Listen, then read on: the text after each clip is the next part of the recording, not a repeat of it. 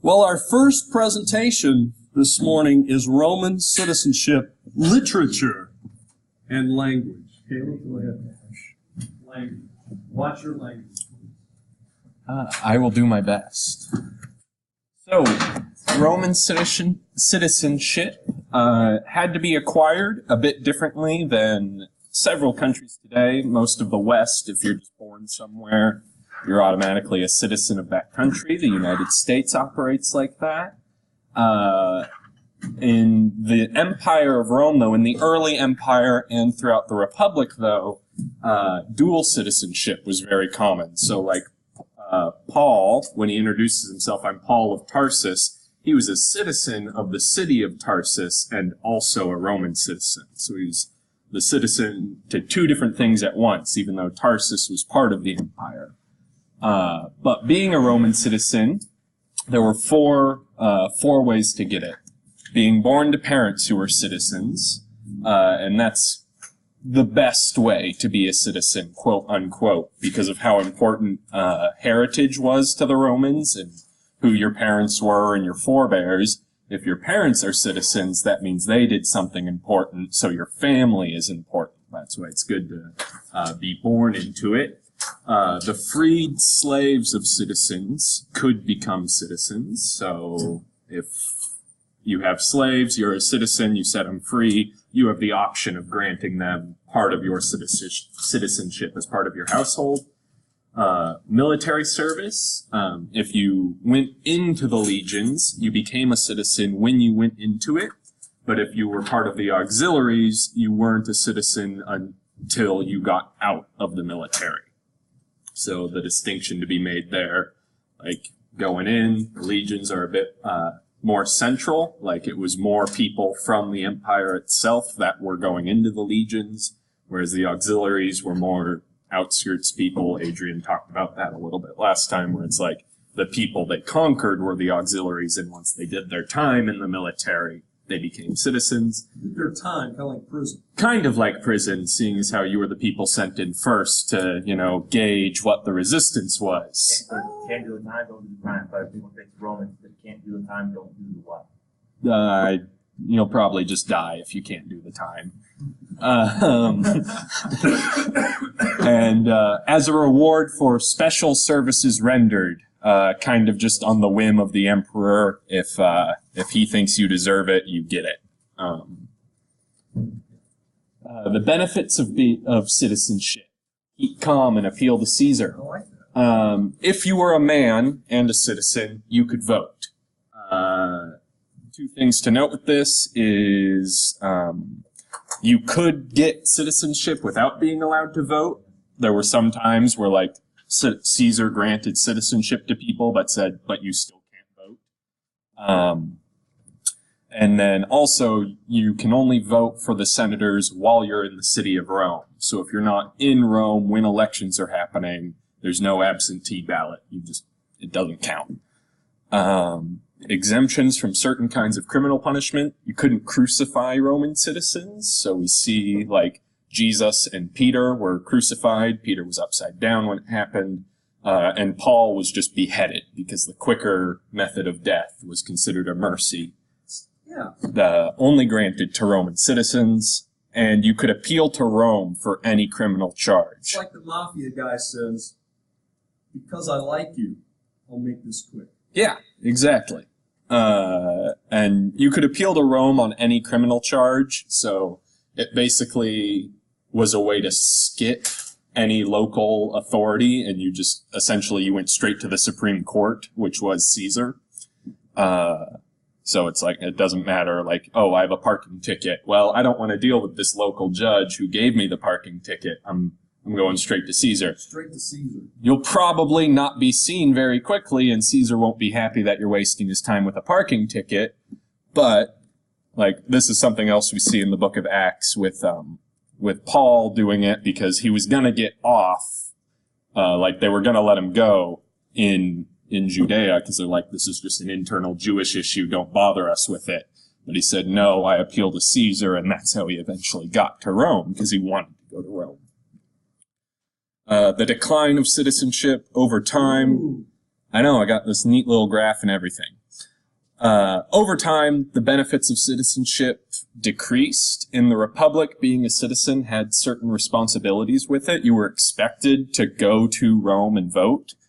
And you were the first to be drafted in a military crisis because the most common way to have citizenship in that time was military service. So they would draft all the veterans back in so that their army was decent. The draft army was decent, as well as other forms of public service. These were eventually done away with, and citizenship became more of an honorary thing versus a practical thing. And it became more and more common. And like, instead of people asking to get citizenship, individuals, entire cities would petition to Rome to have the city be granted citizenship, and then everyone who lived there would be a citizen.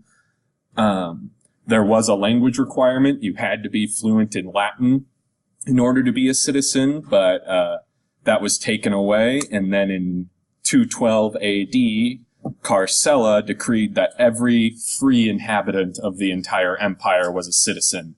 And at that point, the only thing it meant was the appeal to Caesar, which you got stuck in red tape if you tried to do it at that point. Onto the literature. There are two main ages of Roman literature, the Golden and the Silver Age. And my dates got kind of messed up on the formatting there, but the Golden Age was from 70 BC to 31 AD. That's when the last of the Golden Age authors died, was 31 AD. And there you get Virgil, Horace, Ovid, and Livy. And also Cicero, but the book said Cicero's so special we're going to give him his own chapter, so he's not going to be in the chapter on Roman literature. He is special. He is. And then in the Silver Age, you get 50 AD to about 130 AD, and you have Pliny's the Elder and Younger, Martial, Tacitus, and a few others. And here we get kind of more history and less and commentary, and a lot of going back to the Golden Age works. Found out Pliny the Elder actually died in the eruption of Mount Vesuvius because he lived across the bay from where Pompeii was, and he sent all his ships to go help. And he was on one of them, and he was really curious about it, and he asphyxiated from all the volcanic ash. Not before he wrote his account. Not before he wrote his account, because he actually had multiple volumes on natural, like, history and biology, geography, all that stuff. Rhetoric was the method of coming up with words, how to talk, how to speak, how to convince people, used a lot in the Senate and by people who wanted to become emperor or up-and-coming politicians. What they did was most entirely based off of Aristotle's book, Rhetoric. The steps Aristotle laid out were the invention, the arrangement, the diction, the style, the memorization, and then the delivery. And the speeches were divided into three categories: judiciary, which meant lawyers arguing a case back and forth; deliberative, which was just going over a point; and epidictic, which was convincing people of something. That's like public speaking, a politician making a campaign speech. They had several genres of writing, and the New Testament actually fits really well, divided into the genres. So the New Testament has 4 genres, and 3 of them were Roman. The New Testament has the Gospels, the Book of Acts, the Epistles, and the Apocalypse, which is the Book of Revelation. And the Gospels, Acts, and the Epistles fit into Roman writing, and the Apocalypse is a Jewish genre of writing. The Gospels match Roman biographies, which were written for a few reasons, but the Gospels match peripatetic biographies, which just recorded what a person did and said rather than giving a direct commentary on their life and letting the actions and words of that person speak for themselves. The Book of Acts is a history, pretty directly. It's just a recording of events that happened. And then the letters, the epistles, which match closely to the Roman style of writing letters, especially 2nd and 3rd John, and a couple sections in Acts where they read out letters that were delivered by people. Paul gave the same greetings that we see in Roman letters from the same time period, except in Galatians, where he leaves out the friendly greeting and just kind of goes straight into tearing into them a bit for messing everything up. Making books in the Roman Empire. Up until the 4th century, almost everything was written on papyrus from Egypt. And then after this, the transition starts in 84 AD to parchment leather. Pliny the Younger says he likes parchment a lot better than the papyrus. The rolls that they made, or the scrolls, would be anywhere from 20 to 45 feet long. Which, I don't know, from here to the back of this room. So I think it's pretty crazy that, like, that's what a book was. So if you're unrolling it, it goes all the way back. The distinction we can make today between rolls meant as publicly available books and those which are private letters is the dedication at the beginning. So the only books in the New Testament that have that are Acts and the book of Luke, which are, so we know those are the only two that were meant to be books widely copied and dispersed, and the rest of the New Testament were private letters for one intended audience. Reading. Most people were illiterate. Far and away, most people were illiterate. Only the upper class were educated enough to read and had enough free time to spend reading. But despite the narrow audience, there were vast libraries built in almost every Greek city, so what they conquered from the Hellenistic empires, the most famous being at Alexandria in Egypt. At its height, this library held about 700,000 scrolls or rolls, or 24.5 million feet of papyrus scrolls and leather and parchment scrolls. One interesting note I saw in the textbook was that people didn't read silently. Like, even when they were in private, you always just read out loud to yourself, which I just talk to myself a lot. I'm sure that happened too. Yeah, I just talk. Sometimes I argue with myself. The language of the Roman Empire for a long time was Greek. Latin was the official language, so government documents and such happened in Latin. But everyone in the eastern half of the empire already spoke Greek because they got conquered by the Greeks already.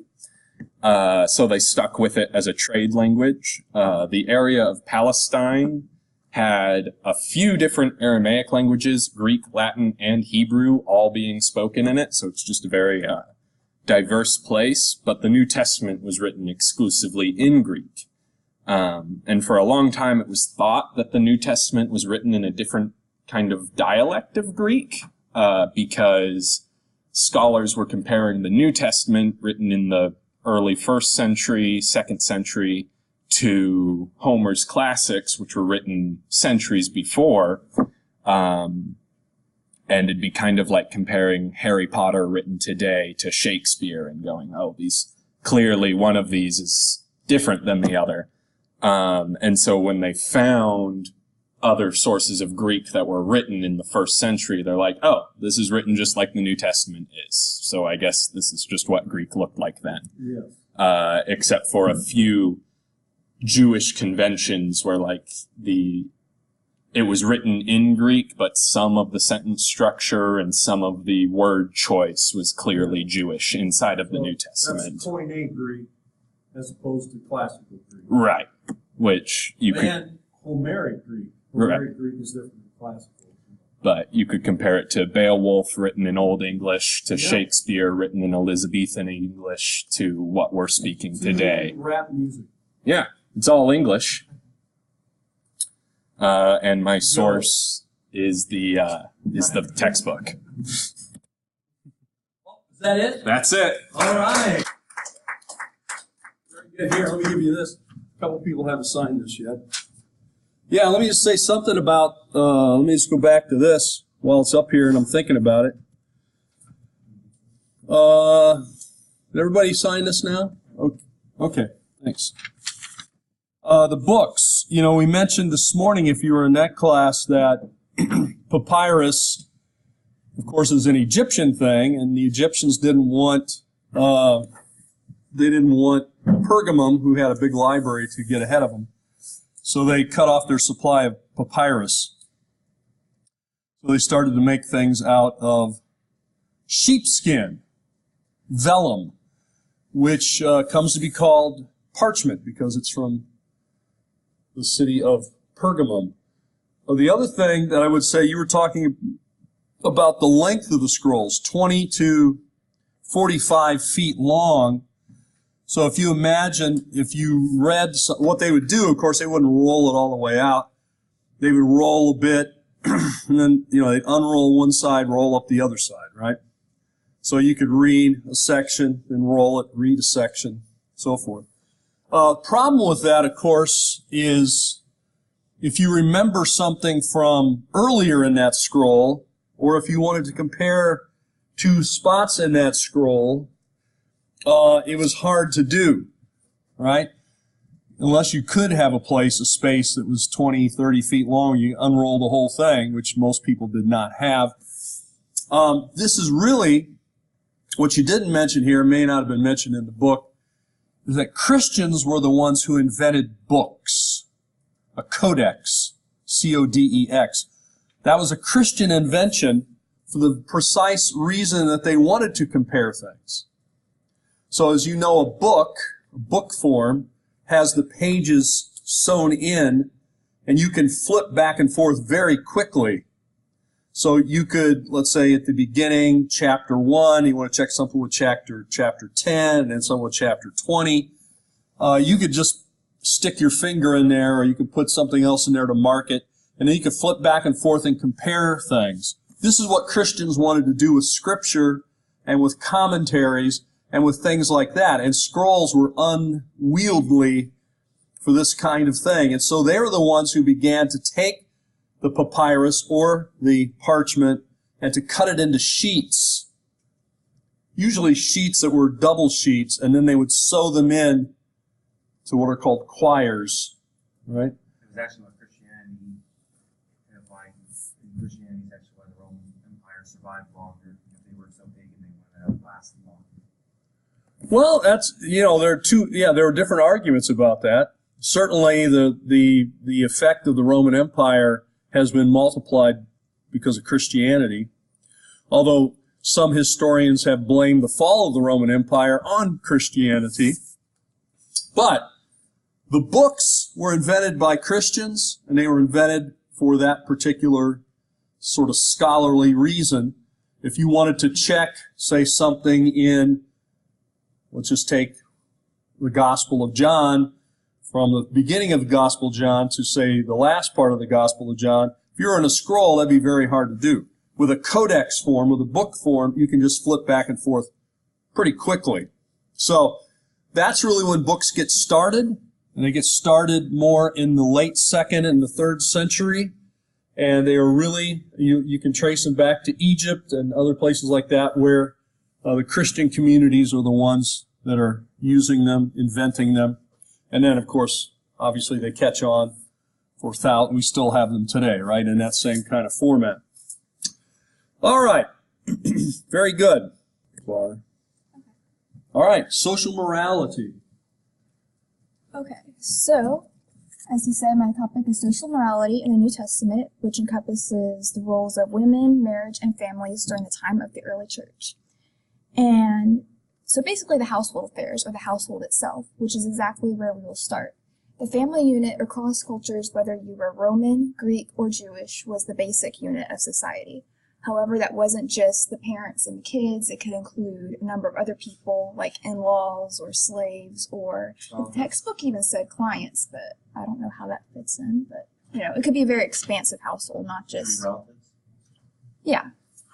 So, of course, every family unit starts with marriage, and girls usually married in their early teen years.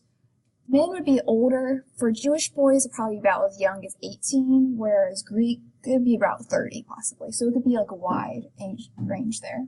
And the term manus, it refers to marriage where the woman lives under her husband's authority. And there are different ways to initiate the manus marriage, and I'm probably going to totally mess up these words, but it's conferatio, I think, which is the religious formal ceremony. Coemptio, sale of a woman to her husband, and usus, living together uninterruptedly for a year. Interestingly, though, most marriages under the Roman Empire weren't manus marriages, and instead the woman was still considered to be part of her father's family, her household, even after coming together with her husband. Jewish marriages, and I should have clarified because all three, Greek, Roman, and Jewish marriages had the betrothal period. The textbook went a little bit more in detail on the Jewish one, though. And the betrothal era or phase of the marriage was the acquisition of the bride. So usually the groom would give some sort of payment, and that could vary as far as what it was. But if you're familiar with the story of Christ's birth, then you'll remember that the betrothal period, at least in the Jewish marriages, could be just as legally binding as the marriage itself. And the other, like Roman and Greek, it varied a bit. Roman was a little bit looser and not as binding. But in the Jewish marriages, it would require divorce to get out of, even though you hadn't officially come together as husband and wife yet, which would be in the wedding proper phase. Weddings were similar to weddings today in some ways. You know, the bride would still dress up in a formal outfit and would be escorted in a procession to her groom's home. And the Roman and Greek weddings would usually, or Greek, I believe, would include the torchlight procession, which so would the Jewish weddings, but they also had music and dancing too. When they arrived at the groom's home, they would have the ceremony in a tent outside where the wedding contract would be read aloud before all the witnesses. And in the Greek and Roman weddings, the bride would be formally removed from her mother. I imagine much like today how the bride is given away by the father. And then she would be escorted to her new home where she was carried over the threshold, which is a practice that still continues today in some ways. The Jewish weddings seem to be a longer celebration. They would have 7 blessings pronounced over the couple, and then the ceremony would be followed by 7 days of festivities. So now that we've talked weddings, let's talk about divorce. In the Greek and Roman cultures, divorce was actually quite common and also very informal. From my understanding, basically all that was needed was a note from one or both parties saying you wanted a divorce. In Greek and Roman households, either the husband or wife could request a divorce. However, by Jewish law, only the husband could. In every case, though, regardless of whether you were Roman, Greek, or Jewish, the husband would wind up with custody of the children in case of separation from the wife.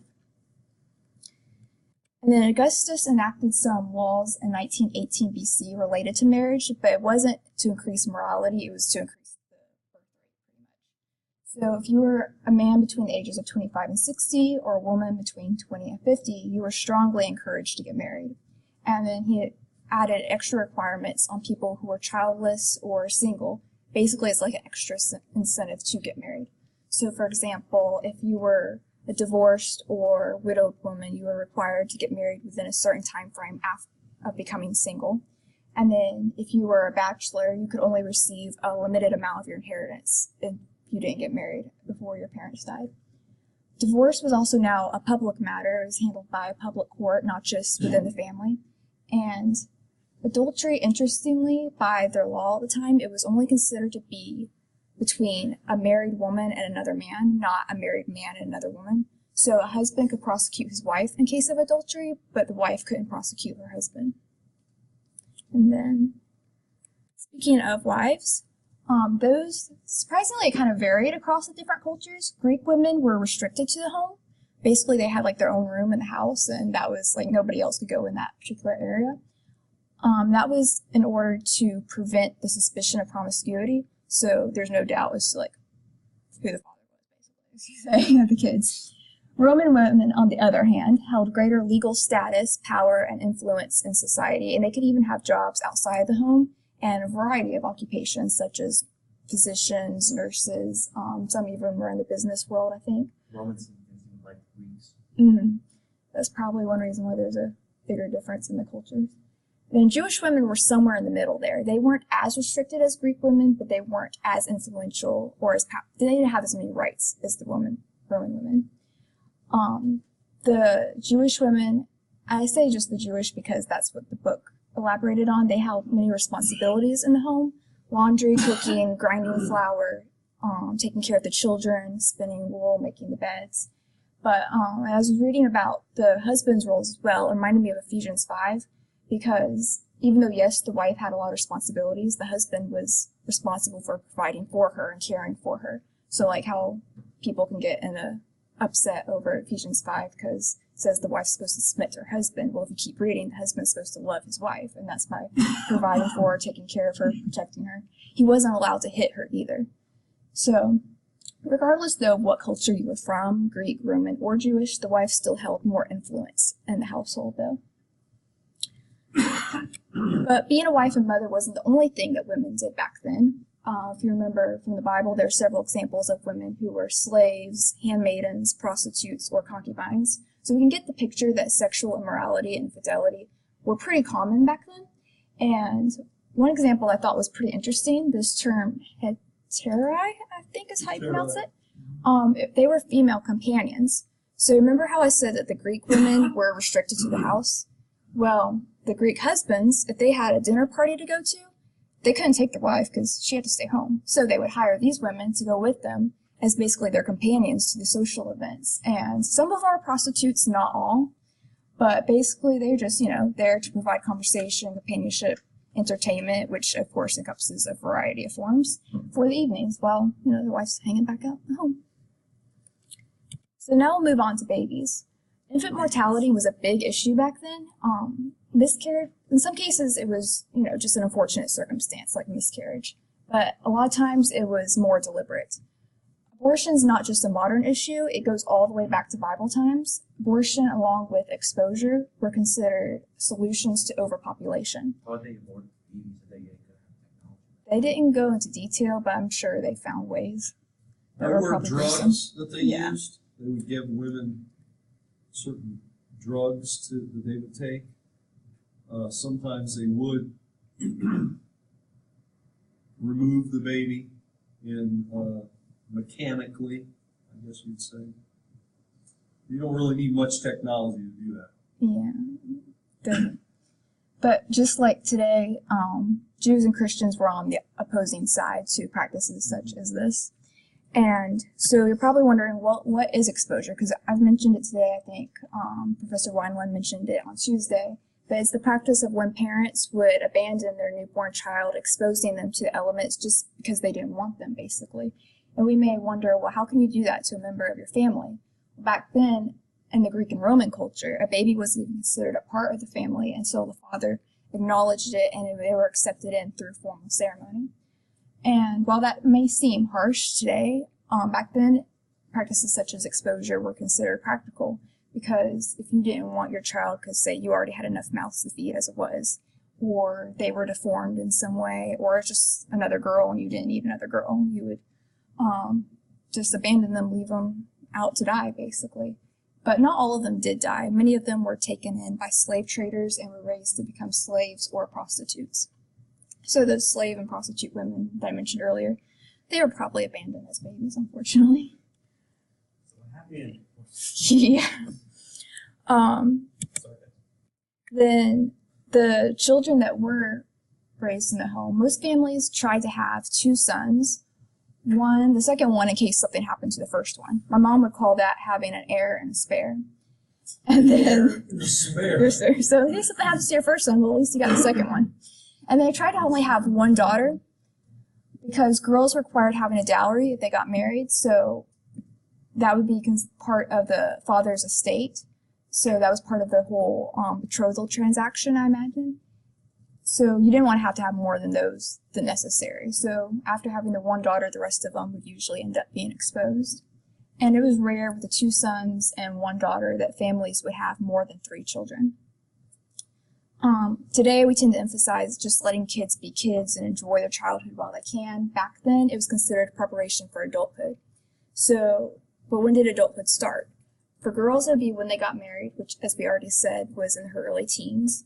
And then for guys, it was when they officially became citizens at 17.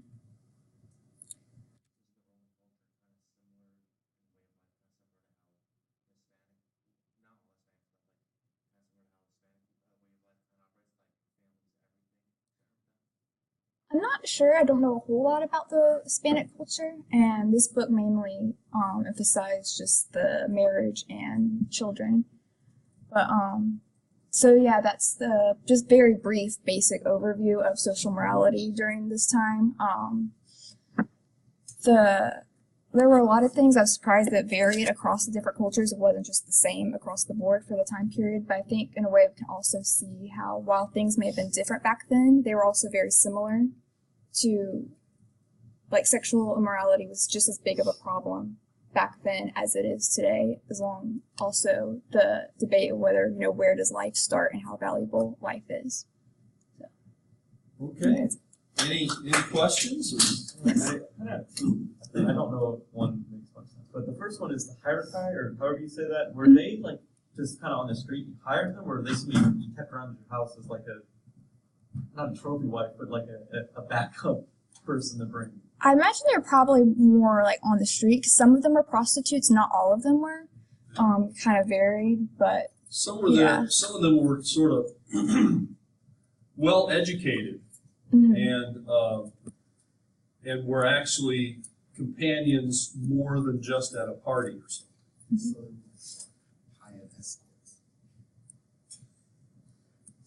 Well, No, wait, this is serious. No, it's like a serious thing because like a lot of athletes and like people do use them. I remember like I was watching a documentary on it. Like a lot of them, it's like they belong to a company, but they don't have sex. They're literally just meant to go to events for single athletes. Yeah. Yeah, well, that they would. There are discussions of that. Some famous men, famous philosophers, actually would converse with them, and sometimes some of their writings sort of reflected their discussions with some of these women. So for some of them, it was a long-term relation. It wasn't just like, oh, okay, I got a party tonight, so I find somebody. It was more of a long-term relationship, that they knew over and over again they would see each other. Okay?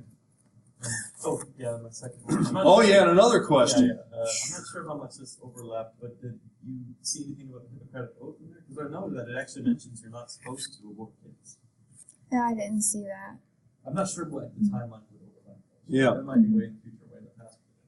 Well, the giving women abortive remedies was, but this still happened, even though it was I guess you considered not the best way to do it. That was usually done in an effort to hide the pregnancy, something like that. Whereas the exposure or the infanticide, the killing of the children, was usually done as a conscious decision, maybe by both husband and wife, or maybe just the husband, to keep the family size smaller. And like she said, if there was some sort of deformity, or they thought the child was weak or something was wrong, that's what they would do. And there are a lot of stories there are stories, at least some stories, about exposed children who then are found. A lot of times they're found by servants, like the servant is told to take the child and expose it, and then sometimes they don't. They take the child home, or they give the child to a relative or something. That happens sometimes. Or sometimes the child is exposed and somebody finds them, like a shepherd is walking through with the sheep, sees the baby, that kind of thing. And like she mentioned, also sometimes people would collect them for more nefarious purposes. All right. Anything else? All right. Thank you.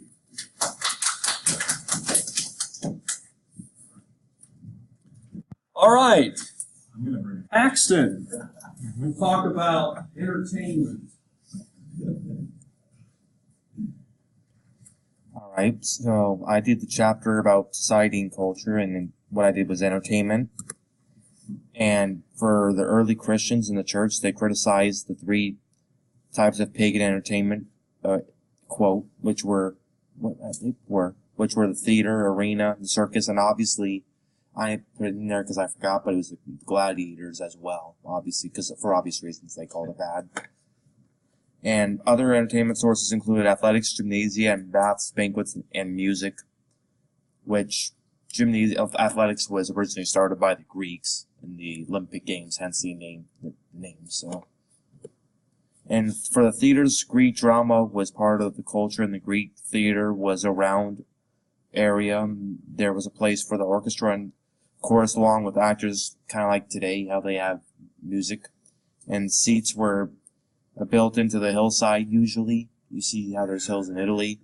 And this Apodarius was the largest theater of the 4th century at that time. And theaters were used for public gatherings. The Greek playwrights competed during festivals and dramas and comedies. I mean, why not? They originally started the game, so. And the times of Greek drama were gone by the time, they were completely just gone by the time Christianity came in and spread, so. And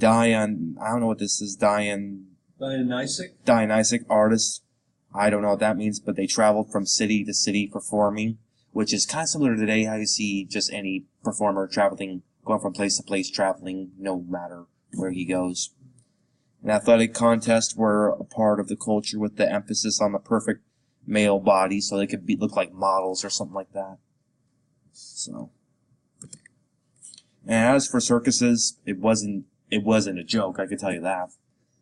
And a circus, or another name for it is hippodrome, was used for chariot racing, and this was very popular sporting event for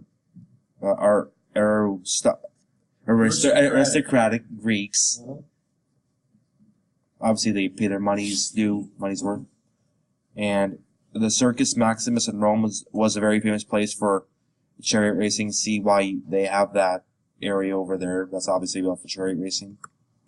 And for the gymnasia and baths were places people went and enjoyed swimming pools and baths at exercise, kind of like in the hotels today, and at exercise facilities. And there were areas also for wrestling, and they had bathing rooms, dressing rooms, and storage rooms. And the environment was pretty much like a country club. Just think of it as ancient. So, some baths had special hours for women, but mixed bathing became acceptable sometime in the 1st century, which is aka integrated instead of segregated. And this is the best picture I could come up with for what a banquet looked like. So, and for dinner parties and small group entertainments included banquets in homes, which is very common, not just in Rome, but also all over the world, like in the ancient Judea. They had, banquets in people's houses all the time, like Jesus was in a banquet in just someone's house, not at a temple or anything. But anyways, let's not get far ahead. And table wine was served, but it was usually diluted with water. So, and larger banquets included, classical literature. So, and music was common at banquets, and there were also small music theaters known as Odarians, and they were usually enclosed but looked like drama theaters. So that's all. That's it. That's all, folks. Okay. Thank you. Yeah, the Romans had a wide variety of entertainment, and you had a nice overview of some of them there. Stuff like that, like anything. But circus just seems like a chariot race. I'm not sure. Yeah, I'm not sure I thought they did it would, but Well, I think the reason why is it wasn't just so much of the chariot race, it's more like how the Roman culture generally operated, because it was so pagan and everything like that. So. yeah, a lot of the Christians protested many of these events because they did involve religious aspects, pagan aspects. I don't know what that's actually right, because I remember sometimes because somebody mentioned earlier at rituals they would sacrifice things. Gods. Yes, and so like before the race would begin, they would do it in the honor of a god. They might have a sacrifice, things like that. The Circus Maximus was the biggest event. It would hold thousands and thousands of people. They would say that when there was a race on, you could hear it all across the city because it was as big as our biggest. It was bigger than like the Indianapolis 500, which is our biggest event. So you'd have just thousands upon thousands at those events. Many times they were here, so. All right. The Near East before Big Al. I'll scroll. Yeah, so as you can all see, I did the Near East before Alexander the Great himself, and the Hellenistic kingdoms. Oh, too far. I don't know if the scrolling thing's going to work. Yeah, no, just hit Here we the go. down arrow. Yeah, there you go. Okay. All right. So before Alexander came along, the Near East, it was dominated by the Persian Empire, which was at the time the biggest empire in the world. It was first started by a dude named Cyrus. He was the first king. A dude named Cyrus. He was the first king of the empire, followed by Cambyses. Cambyses. Yeah. He kind of enlarged it, which included conquering Egypt. Then came Darius. He was probably I guess you could say, the other dude. He was the main ruler of Persia because he ruled for 40 years, gave stability, conquered a lot of land. Yep. Then came Xerxes. He was famous off of when he invaded Greece. Then Artaxerxes, and his rule was a little less consistent. There was a lot of wars, invasions. That was kind of more when the empire started falling a bit. So yeah, as I mentioned, it's one of the largest empires in history. But a cool part about the Persians was they actually allowed the cultures that they conquered to maintain their individual culture. A lot of empires would usually force them to convert to whatever their culture was. Yeah, but it's an opinion. But yeah, they didn't use very much force either to control the people. The only thing that they did kind of force upon the people was taxes, and that law is eventually what led to the Greeks revolting. And that brings us to the Greco-Persian War. It lasted for a full 50 years, from 499 to 449 BC. It was basically led by Athens and Sparta. And it was in 480 when Xerxes first led a massive invasion into Greece. And as you can see that picture, I don't know how many of you have seen the movie 300, but it was during this war where King Leonidas famously made his stand at Thermopylae, although the movie kind of exaggerates it a lot as to actually what happened. But yeah, eventually the Greeks ended up winning the war, and that was kind of really the beginning of the end for the Persians after they lost that. So after this war came along, Alexander the Great, he lived from 356 to 323 BC, so he actually did not have a very long life. He died 32, I believe, 32, 33. He was the son of Philip II, who was king of Greece at the time. He was from Macedonia. When his father died, that was when he first inherited the Greek monarchy. And he was known for being one of the, if not the best tactical strategist at the time.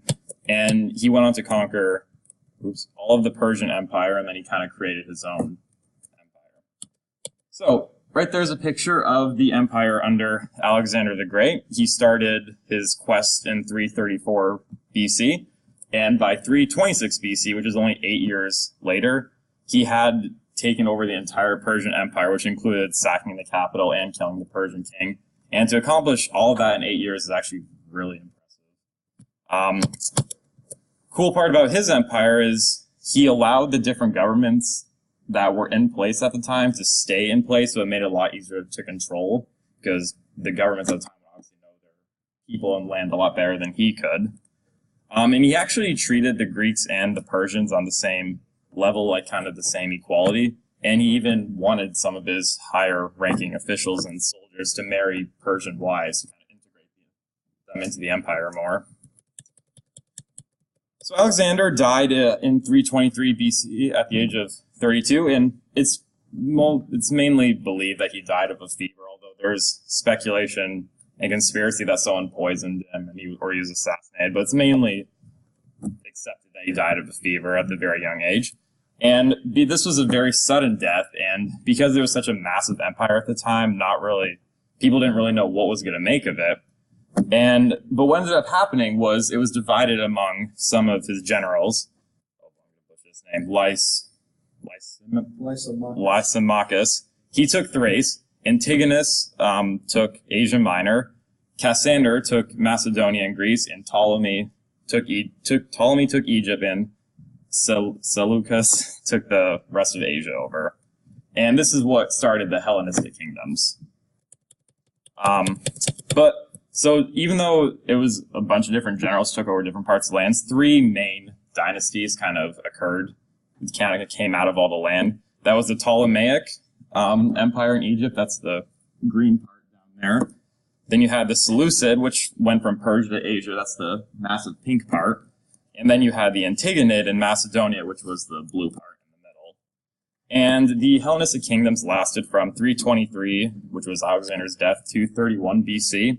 And they were eventually conquered by Rome. That's what happened to them.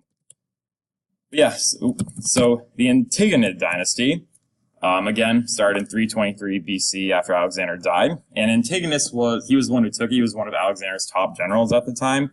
And it was one of the weaker of the three dynasties that were formed. He first controlled Syria and Asia Minor, but Antigonus was defeated at the Battle of Ipsus, and that kind of ended his control. His son would survive, though, and he would end up taking Macedonia, and the rule of Macedonia would stay in the family until Rome eventually conquered it. You had Ptolemy's domain. He established a political basis in his kingdom with legal, military, and cultural administrations, such as building the Library of Alexandria, which was the biggest library at the time.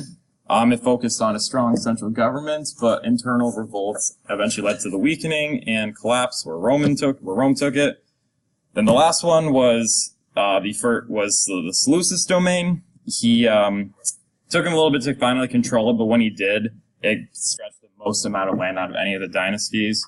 It was a huge part of Hellenistic culture. A lot of it had Greek customs, and civil wars eventually led to the end of it. It's time to go. All right. Thank you. Thank you. We'll see you on Monday. Good job.